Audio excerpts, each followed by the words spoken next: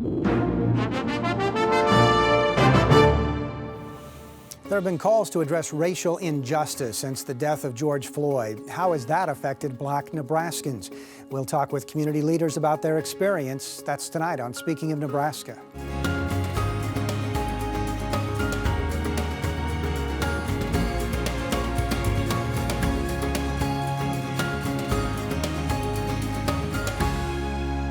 Thanks for joining us on this special edition of Speaking of Nebraska. I'm NET News Director Dennis Kellogg.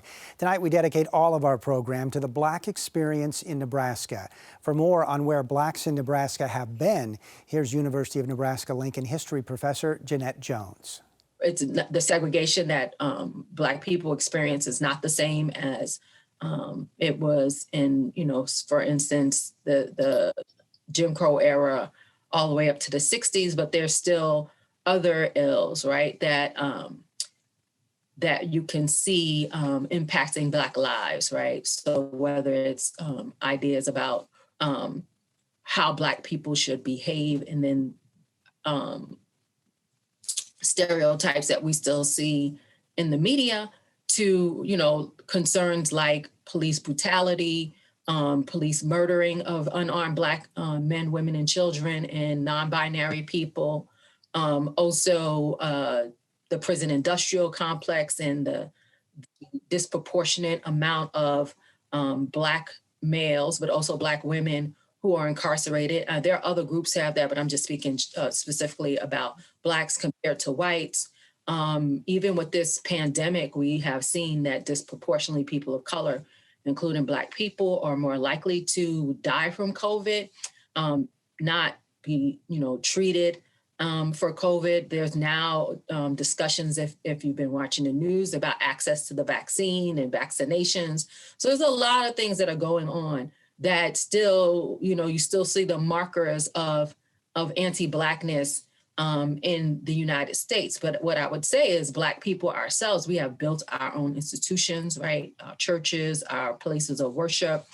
We've built our businesses, our colleges, sororities, fraternities, all kinds of groups, civil rights groups, social action groups, books groups meant to deal with specific issues, activist networks, grassroots networks.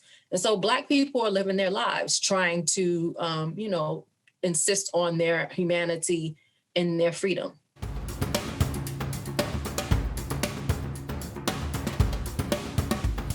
Joining us now are Kiara Williams, creator of Change Now LNK, a community activism group, Thomas Warren, president and CEO of Urban League Nebraska, and Reverend Portia Cabot of Clare Memorial United Methodist Church in Omaha. Thank you all for being with us on Speaking of Nebraska. We appreciate it. Thanks for having me. Well, we just heard about some of the struggles and challenges facing Black Nebraskans. We know that Blacks make up just more than 5% of the population in the state, and that number is growing. It used to be a lot less. Reverend Cabot, how would you characterize the Black experience in Nebraska, the struggles and the challenges right now? Well, since I'm not from Nebraska and have been in the state for now 15 years, it is very challenging and discouraging when I see that African Americans, Blacks, are segregated into one part of town in the various cities or areas. And yes, there are other nationalities of color. And so it causes me to wonder for the state of Nebraska, what have we done to make sure that we have embraced people that are indigenous to this state, but also those that have been here in this state? Thomas Warren, I want to ask you kind of the similar question. Describe the progress that you've seen in your lifetime and the challenges that you see ahead for the Black community. So, Dennis, I am Native, and so I've seen how race relations in the state of Nebraska, and primarily in the city of Omaha, have evolved over the years. Of course, I go back to the civil unrest that we experienced in the late 60s. That had a huge impact on North Omaha, which is primarily where most African Americans in the city of Omaha reside. And the disinvestment and the lack of economic development that occurred since that time. What is encouraging, there has been grassroots mobilization. I've been a part of an effort, the African American Empowerment Network, which has been a mobilization for about 15 years now to address many of the inequities that exist in the city of Omaha, whether it be education, employment, even health, business, entrepreneurship. And we have seen progress in a number of the metrics, particularly when you compare the city of Omaha to other urban communities in the United States, whether it be rates of unemployment, high school graduation rates, even crime rates. And so I would suggest that as a result of this very comprehensive effort that was driven by the community, it has had an impact on improving social and economic conditions in the city of Omaha. Kara Williams, you represent a younger demographic of people of color in Nebraska. So how do you characterize the Black experience in our state right now? Yeah, so I would say coming from the younger perspective, I have a lot more experience kind of with things in like the school systems. That's where I got a lot of my experiences from in regards to racial tensions and how things were my experiences within school through elementary school, middle school, high school. That's where I got the bulk of those experiences. And I would say that having grassroots organizations like you just mentioned are really important in just kind of advocating for those things, because I think a lot of the times we kind of forget about the little miscellaneous things that happen in school, whether that just be like the bullying or things like that. So that's where my experience really comes in with those things. That's good. Let's address what got many of these ongoing conversations started, and that's the death of George Floyd. He died at the hands of Minneapolis police in May last year. Protests erupted across the country. In addition to the lived experience, there is research to back up the claims that Black people are treated differently. According to a 2020 study published in the New York Academy of Medicine, approximately 1,000 people are shot to death by police officers every year. Black Americans are twice as likely to be in that 1,000 compared to the percentage they make up of the U.S. population. Now, Thomas, you served in the Omaha Police Department for nearly 3 decades and as police chief from 2004 to 2008. Talk about what it was like in Omaha between police and the Black community during the time that you served on the force. Well, again, being Native, I am familiar with the history of race relations in the city of Omaha, particularly police-community relations. And as it evolved, I started with the Omaha Police Department in 1983. It was rather tense, not only the relationship between the African-American community and the police, but even internally within the Omaha Police Department. Race relations were strained. We dealt with a number of isms, if you will, from racism to sexism to nepotism to cronyism, for that matter. But I also came along during a time frame where, as a result of litigation, federal consent decrees, hiring was mandated, and Omaha Police Department became much more representative of the community that we served, based on race, gender, and ethnicity. And so during my time frame, my tenure at the Omaha Police Department, 24 years, we've seen an increase in the number of minorities hired. During my tenure as chief of police, we had one of the more diverse police departments in the United States for a metropolitan community our size. And I say that because we had representation from the different race, ethnicity, gender at all ranks in decision-making roles, in critical leadership roles. My senior cabinet, we had 2 African Americans of the 4 deputy chiefs. We had representation, Latino, female, and it was important to have those different voices and the input from those different perspectives, because it reflected the community. And I feel that we were much more effective at delivering services because we had that diverse thought and input and ideas that contributed to the development of our strategies. Reverend Cabot, what about from your perspective? How have you seen that relationship between police and the Black community change in the 15 years that you've been here? And what do you hear from your congregation and in your church? How do you see it from your point of view? I think building upon the relationships and the way that the police engages with the various communities, Yes, in North Omaha, we do have good police relationships in Northeast and Northwest Precinct and through the Empowerment Network or Omaha 360, which meets on Wednesdays at 2 p.m., where we can get the police reports or able to ask questions or enter dialogues. I'm happy to say that for my church that sits in Northwest Omaha, on the northwestern end of North Omaha, that we have a relationship not only with Northeast Precinct, but also with Northwest Precinct, that we have our neighborhood persons with the police department that keep us informed or communicate with us. And I feel that for the I believe it's 5 captains in the Northwest Precinct, that I've had a personal relationship with each of them. And if there were things that we wanted to do in the community and wanted the police to be involved and deal in that community policing and getting to know the residents, they have been there. And so I'm truly thankful for the relationship and the openness of the police department. Well, according to the Pew Research Center in 2016, police officers had varying views between black people and the police differently. So around 70% of white police officers said if there was a fatal shooting, it was an isolated incident, while 30% said it was a sign of a greater problem. Meanwhile, black officers, on the other hand, disagreed. Only 43% saw it as an isolated incident, but 57% saw it as signs of a broader problem. So I guess the question that I want to bring from that, Kiara Williams, is what would you say about the differences of perception between whites and blacks on the police force when it comes to these fatal interactions between the police and black men and women? I would say kind of the most obvious, or maybe not obvious, but to me the most obvious point there is that demographic, that difference between being black and white.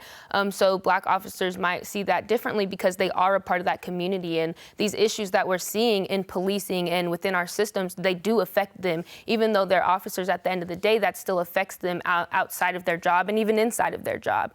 So I would say that's kind of where we see that difference in that in those percentages, is because based on that demographic, white officers don't really have to face those same things that black officers do. And it can also be sort of like a internal thing, I think, too, when you are an officer and you are a person of color, specifically black, to have to kind of navigate these situations and navigate these experiences while being black, and not wanting to turn your back, for lack of a better explanation, on your community, but also still doing your job and protecting the community as a whole that you serve.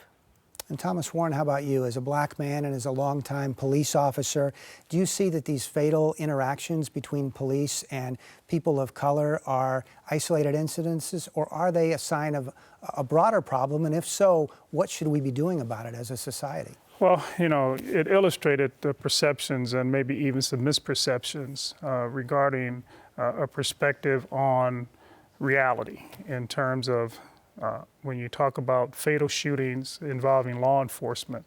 I think you have to look at the facts. And unfortunately, there have been a disproportionate number of these incidents, particularly involving African Americans, African American male victims, oftentimes at the hands of Caucasian police officers.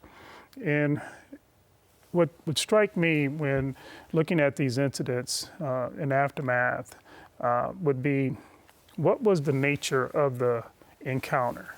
Were we dealing with a violent crime in progress, or were you dealing with a relatively minor, if not misdemeanor, type of infraction, a traffic stop, a domestic disturbance? We saw in Ohio, individual was unarmed. And what perception does that officer have when they encounter that African American, oftentimes male? Is it perceived as being threatening?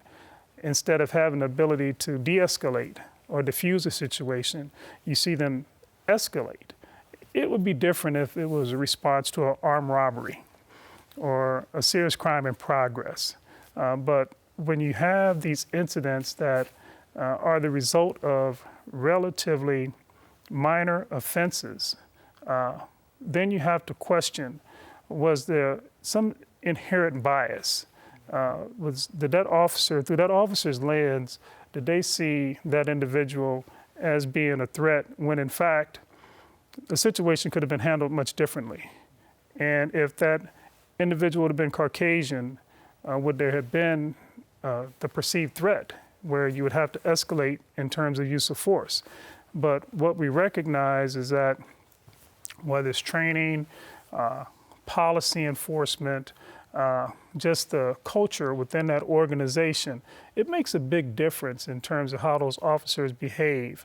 And I contrast that, quite frankly, when you look at incidents, Minneapolis, for example, versus how situations may be handled in Omaha.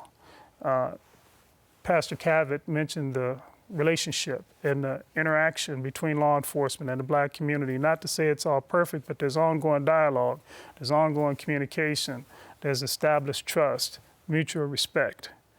It makes a big difference. And as it's translated into the day-to-day encounters and activities, that becomes a part of the culture within that agency, within that organization, and there's an expectation that there'll be some accountability.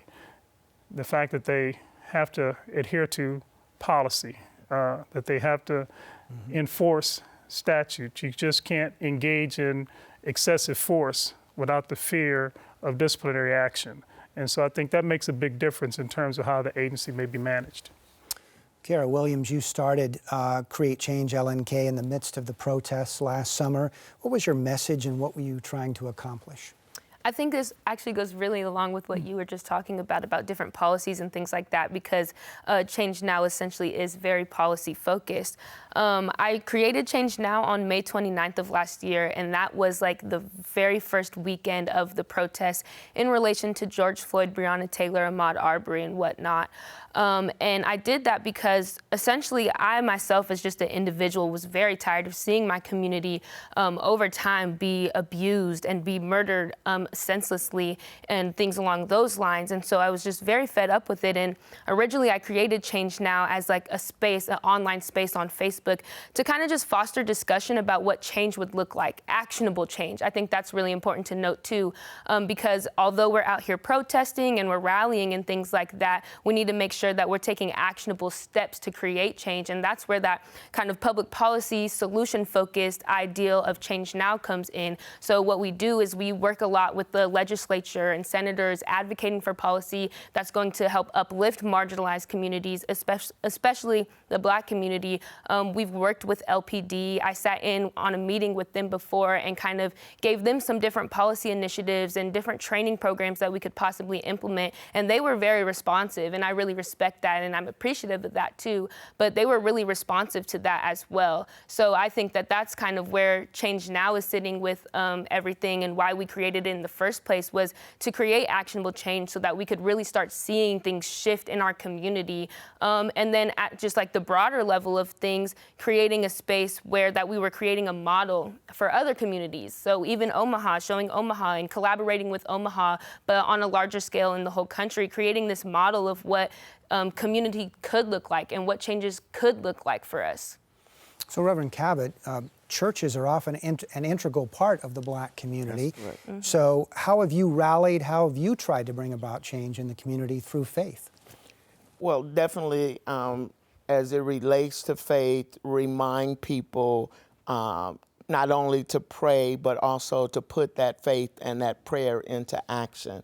And so it's one thing to talk about policies and to address some of the issues that people are faced with. And I find that you can deal at the top up, but it has to trickle down. So to make sure that the policies are implemented and carried out through the officers that are on the beat, whatever shift that they are following through.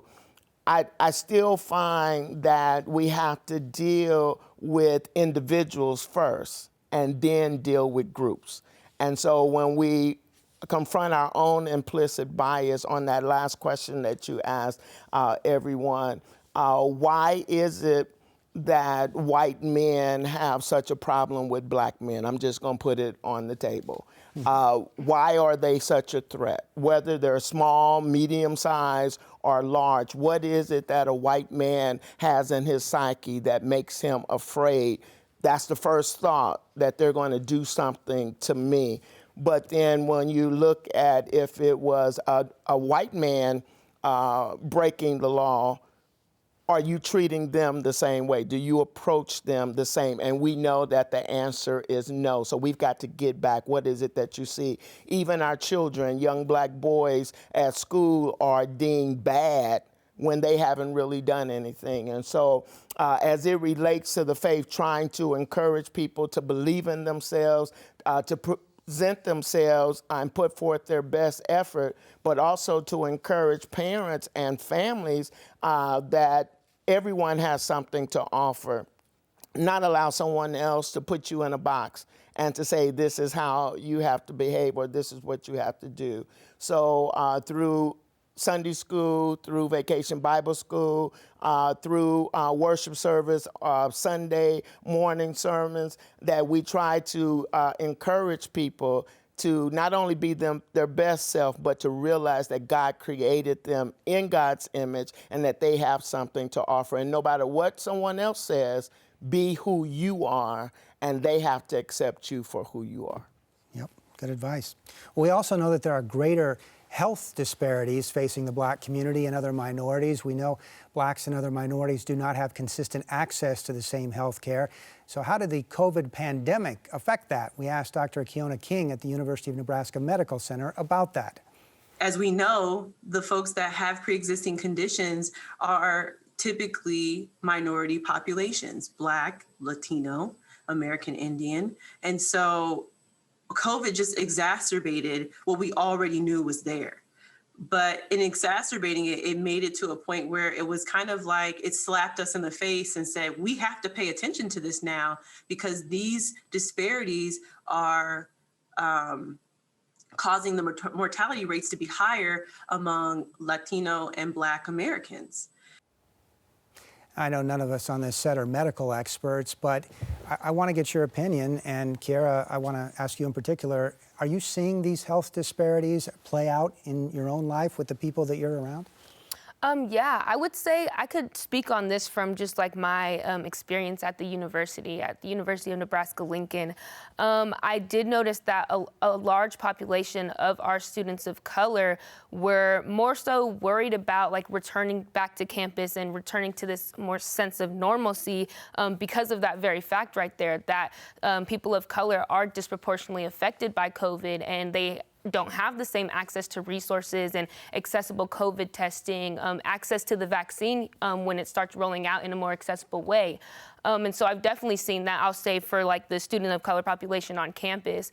And I know one thing that is kind of bringing them comfort, though, is that the university is allowing us more access. So we get free testing through the university. And I know that a lot of students of color have found a lot of comfort in that, just so they know they can keep themselves safe, but also going home on the weekends, making sure they're keeping their family safe. Because although they might have access to these resources on campus, when they go home, their families don't have access to these same resources they do. And they want to make sure that their families are safe and healthy so that we're not seeing any more people be lost to COVID, especially, people really close to us that we care about.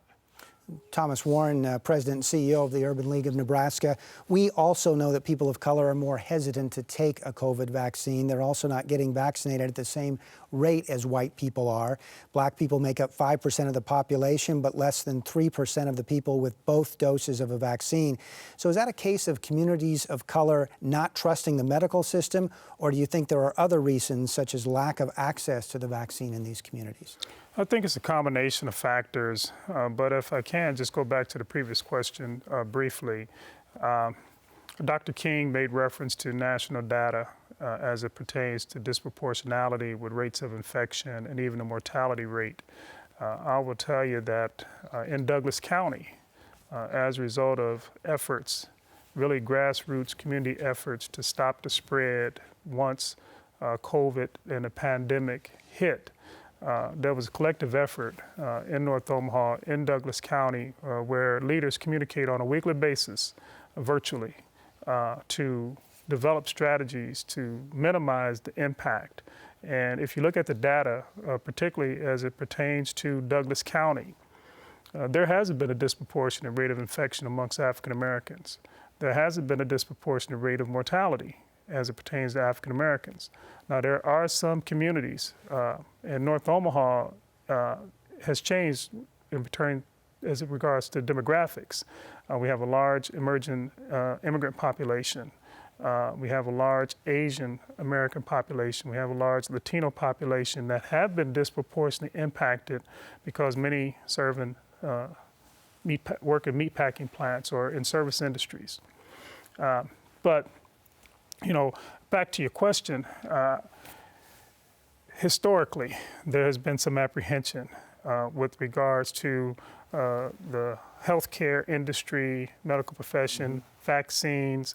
There's a concern in terms of accessibility for vaccinations, while at the same time, there is some reluctance because of distrust or historical distrust. But we are encouraging, as much as we were with testing, we are encouraging African Americans to take the vaccination, to be inoculated. We have to contain the spread, and I don't think we've seen the other side of COVID, particularly with these other variants coming out. We just have a few seconds left, but I really want to ask, I really want to jump in. You want to jump in? I'll give you a few seconds. Go ahead. That question. I find that when you look at the statistics and what you showed, who is being vaccinated, how the governor has rolled out the vaccination, and talking about health care or different groups in 1A and 1B, how many African Americans are in that group? So if you're not in that percentage that is getting vaccinated, how do you expect the vaccination numbers to go up in the African American community?